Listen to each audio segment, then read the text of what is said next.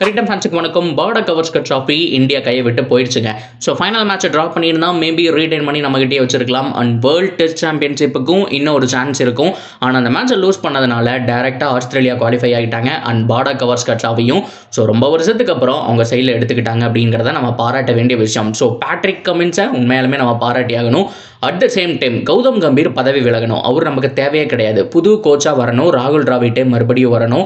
So இதை தாண்டி இன்னும் நிறைய பிளேயர்ஸை உள்ளே கொண்டு வாங்கன்னு கேட்டுட்டு இருக்காங்க. இது நியாயமா?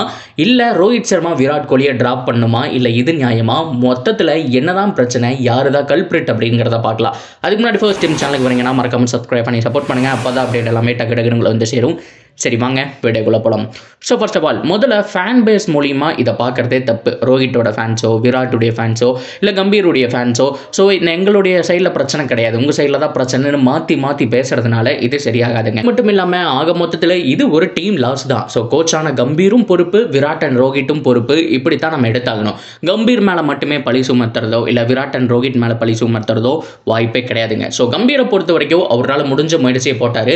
அவர் கோச்சா வந்ததுக்கப்புறம் 2-3 சீரீஸ் வின் பண்ணதுக்கப்புறம் கம்பீர் யாரா மாஸ் யாரானுங்கிற மாதிரிலாம் ஃபயர் விட்டுட்டு இருந்தாங்க. அதே ஆட்கள் தான் 2-3 மாதம் கழிச்சு இப்போ கம்பீரை கழுவி ஊற்றிக்கிட்டு இருக்காங்க. இதே 6 மாதம் முன்னாடி Rohit Sharma T20 world cup அடிச்சப்போ அவர் தான் என் பெஸ்ட் கேப்டன், அவர் அடிச்சுக்க யாரும் இல்லைன்னு சொல்லிட்டு அந்த மனுஷனை வந்துட்டு தலையில் தூக்கி கொண்டாடிட்டு இருந்தாங்க. இப்போ அவருடைய போரான பர்ஃபார்மன்ஸ் பார்த்து அவர் ஃபர்ஸ்ட் கேப்டன், அது மட்டும் இல்லாமல் பிளேயிங் லெவன்லேயே இருக்கக்கூடாது, வெளியில் தூக்குங்க அப்படிங்கிற மாதிரி சொல்லியிருக்காங்க. ஸோ ஓவராலாக என்னதான் பிரச்சனை அப்படின்னு கேட்டிங்கன்னா, முதல்ல கம்பீர் அண்ட் செலக்டர்ஸ் எல்லாம் சேர்ந்து தான் டீமை ரெடி பண்ணியிருக்காங்க. இந்த டீம் பக்காவான டீம் தான். ஸோ ஆனால் ஒவ்வொரு இண்டிவிஜுவல் பிளேயர்ஸுடைய போரான பர்ஃபார்மன்ஸ்னால இந்த ஒரு சீரீஸை தோத்தோம் அப்படின்னு கூட நம்ம எடுத்துக்கலாம். லைக் ஒரு பவுலிங் யூனிட்டை பொறுத்த வரைக்கும் உன்னால் முடிஞ்சதை பண்ணாங்க. பும்ரா தனி ஆளாக 90% டீமை தூக்கிட்டு போனார். கூட சப்போர்ட்டுக்கு அப்பப்போ விக்கெட் எடுக்கிறதுக்கு சிராஜை பொறுத்த வரைக்கும் லாஸ்ட் 3 மேட்சஸ் நல்லாவே பண்ணாருங்க. அண்ட் பிரசித் கிருஷ்ணா மாதிரியான நாட்கள்லாம் முன்னாடியே கொண்டு வந்திருக்கணும். ஸோ இன்னொரு விஷயம் விராட் கோலி. ஸோ முதல் செஞ்சுரிக்கு அப்புறம் பயங்கரமான ஃபார்மில் இருக்காருன்னு நினைச்சோம். உண்மையாலுமே ஒரு ஃபார்மில் தான் இருக்காரு, நல்ல ஒரு டச்சில் தான் இருக்காரு. அவுட் சைட் ஆஃபை டச் பண்ணாத வரைக்கும் அந்த ஒரு ஷாட்டை கண்ட்ரோல் பண்ணி ஆடி இருந்தாருன்னா மேபி ஹை ரன் அப்படிங்கிறத போஸ்ட் பண்ணியிருக்கலாம். ஸோ 8 இன்னிங்ஸ், ஒரு இன்னிங்ஸ் 2 இன்னிங்ஸ் கிடையாது, 8 இன்னிங்ஸ் தொடர்ந்து அவுட் ஆயிருக்காரு. அவர் மேலேயும் சின்ன மிஸ்டேக் இருக்கு. அண்ட் ரோஹிட்டை பொறுத்த வரைக்கும் டோட்டலாகவே ஃபார்ம் அவுட்டுங்க. ஸோ முதல் மேட்ச் இல்லை, ஸோ அதுக்கப்புறம் மேட்ச் வந்தார் இல்லையா, ஸோ அடுத்த ஒரு 2 மேட்ச் பார்த்ததுக்கப்புறம் கூட அவரே அவரை ட்ராப் செஞ்சுருக்கலாம். ஸோ யங்ஸ்டர்ஸுக்கு இது வழி விட்டுருக்கலாம். ஸோ அவரு வந்துட்டு ட்ராப் செய்யப்பட்டார். கம்பீர் தான் ட்ராப் பண்ணார். ஆனால் அவரே போய் ஒதுங்கி இருக்கணும் அப்படிங்கிறது தான் என்னுடைய ப்ரெடிக்ஷன். ஸோ ஃபார்மில் இல்லாதப்போ இன்னொரு பிளேயரை விட்டுருக்கலாம். ஸோ சுப்மன் கில்லுக்கு பதிலாக அபிமன்யு ஈஸ்வரன் இந்த மாதிரி பிளேயருக்கு சான்ஸ் கிடைச்சது அப்படின்னா இன்னுமே சூப்பராக இருந்திருக்கும். ஸோ ஆக மொத்தத்தில் செலக்டர்ஸை பொறுத்த வரைக்கும் டீம் எல்லாமே சூப்பரான ஒரு டீம் தான். ஸோ இப்போ ஓப்பனர் யாருங்கிறது KL ராகுலா, கில்லா, ரோஹித் சர்மாவா, ஜெய்ஸ்வாலா 4 விதமான ஓப்பனர்ஸ் இருக்காங்க. இதில் பர்ஃபெக்டான அந்த டீம் காம்பினேஷன் செட் ஆகலை. இது ஒரு குறைன்னு சொல்லி ஆகணும். அண்ட் இண்டிவிஜுவல் பிளேயர்ஸுடைய form out Rohit Sharma, Virat, KL ராகுல், ஸோ இந்த மாதிரி பிளேயர்ஸுடைய ஃபார்ம் அவுட். KL ராகுலை பொறுத்த வரைக்கும் ஃபார்ம் அவுட்டுங்கிற மாதிரி சொல்ல முடியலைங்க. ஆரம்பத்தில் ஒரு சில மேட்சஸ் வந்துட்டு பயங்கரமாக பேட்டில் பட்டுச்சு, நல்லா செட்டில் ஆகிட்டு. கவாஜா என்ன பண்ணார் ஆஸ்திரேலியாவுக்கு, அந்த மாதிரி 2-3 மேட்ச் நல்லா செட்டில் ஆகிட்டு அவுட் ஆகிட்டாரு. ஸோ அவர் மேலே ஓரளவுக்கு நம்ம பார்க்க வேண்டிய விஷயம் இருக்குது. அண்ட் சுப்மன் கில் உண்மையாலுமே நிறையா மேட்சஸ் வந்துட்டு அவர் இன்னிங்ஸ் எடுத்து பார்த்தீங்கன்னா வந்துட்டு நிறைய பேர் சொன்னாங்க, அதாவது இந்த சீரீஸில் கூட ப்ரோ 2 மேட்ச் தான் ஆடினாங்க, அதுக்குள்ளே கில்லை குறை சொல்கிறீங்க அப்படிங்கிற மாதிரி சொல்லியிருந்தாங்க. இந்த சீரீஸில் வந்துட்டு 2 மேட்ச் தான் ஆடினார். ஆனால் இதுக்கு முன்னாடி இருந்து அவருடைய லாஸ்ட் ஒரு 20 இன்னிங்ஸ் எடுத்து பார்த்தீங்கன்னா ஸோ ஆல்மோஸ்ட் போரான ரெக்கார்டு தான். ஸோ பெருசாக சொல்லிக்கிற அளவுக்கு இல்லை.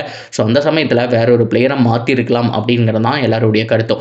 சரி ஓகே, கம்பீருக்கு வருவோம். கம்பீர் பதவி விலகணும் அப்படிங்கிற மாதிரி ஒரு ஸ்டேட்மெண்ட் சோஷியல் மீடியாவில் போயிட்டு இருக்கு.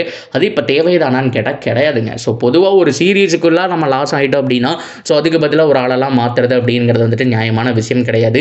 ஸோ மறுபடியும் வந்துட்டு எங்களுக்கு ராகுல் டிராவிட் தான் வேணும், இவர் வேணாங்கிற மாதிரிலாம் சொல்லிட்டுருக்காங்க. ஸோ 4 மாதம் முன்னாடி கம்பீரை புகழ்ந்து பேசினாங்க, இப்போ வந்துட்டு பழிச்சு பேசிட்டு இருக்காங்க. அவரால் என்ன சொல்ல முடியும், நீ போய் உன் கேம் ஆடு, இப்படி ஆடு, பார்த்தாடு, ஸோ டீம் இப்படி இருக்கணுங்கிற மாதிரி அவரால் கரெக்ட் மட்டும்தான் பண்ணி வைக்க முடியும். ஸோ மற்றபடி பர்ஃபார்ம் பண்ண வேண்டியது பிளேயர்ஸுடைய கடமை அப்படிங்கிறதையும் நம்ம இந்த இடத்துல சொல்லியாகணும். ஸோ ஓவராலாக இது ஒரு டீம் லாஸ் தான். ஒருத்தர் மேலே இந்த குறை அப்படிங்கிற மாதிரி நம்ம சொல்லவே முடியாது. ஸோ மேபி இந்த வருஷம் ஃபுல்லாக 2025 ஃபுல்லாமே கௌதம் கம்பீரோட கோச் போராக இருந்தது. நம்ம சாம்பியன்ஸ் ட்ராஃபியை மிஸ் பண்ணிட்டோம். ஸோ இதுக்கப்புறம் வரக்கூடிய டெஸ்ட் மேட்சஸ்லாம் நிறையா லாஸ் பண்ணுறோம் அப்படிங்கிற மாதிரி இருந்தால் கம்பீர் பதவி விலகிறதுக்கான சான்ஸ் இருக்கே தவிர ஸோ இன்னும் 6 மாதத்துக்கு அவர் விலகிறதுக்கான சான்ஸ் இல்லை. அப்படியே இருந்தாலும் ராகுல் டிராவிட் மறுபடியும் உள்ள வருவாரான்னு கேட்டிருந்தாங்க. ராகுல் டிராவிட்டை பொறுத்த வரைக்கும் சான்ஸ் கம்மி தான். ஆனால் விவிஎஸ் லக்ஷ்மன் அதிகமாக உள்ளவருக்கான சான்ஸ் இருக்குன்னு சொல்லிட்டு இருக்காங்க. பொதுவாக கம்பீருக்கு முன்னாடி அவரை தான் வந்துட்டு கேட்டிருக்காங்க. அவர் வந்துட்டு இன்னொரு 6 மாதம் 1 வருஷம் வெயிட் பண்ணுங்கிற மாதிரி ஏதோ சொல்லியிருக்காரு. ஸோ அதனால தான் திடீர்னு கம்பீர் உள்ள வந்தது குறிப்பிடத்தக்க விஷயம். ஸோ மற்றபடி சொல்கிறதுக்கு வேறு எதுவுமே இல்லை. ஸோ ஓவராலாக இது ஒரு டீம் லாஸ் அப்படிங்கிறத அக்செப்ட் பண்ணிட்டு ஆஸ்திரேலியா குட் கிரிக்கெட் விளையாண்டாங்க அப்படிங்கிற மாதிரி நம்ம பாராட்டிட்டு அடுத்த ஃபோக்கஸ் என்னமோ அதை பார்க்கணும். ஸோ இந்த வீடியோவோட இந்த டாபிக் நானும் முற்றுப்புள்ளி வைக்கிறேன். ஹோப்ஃபுல்லி நீங்களும் வைப்பீங்க அப்படிங்கிற மாதிரி நினைக்கிறேன். ஸோ ஓவராலாக உங்களுடைய கருத்துக்கள் லாஸ்ட்டாக அந்த கமெண்ட் செக்ஷனில் ஷேர் பண்ணிக்கலாம். அண்ட் தொடர்ந்து அப்டேட்டுக்கு சேனலோட இணைஞ்சிருங்க. மறக்காம சப்ஸ்கிரைப் பண்ணி சப்போர்ட் பண்ணுங்கள்.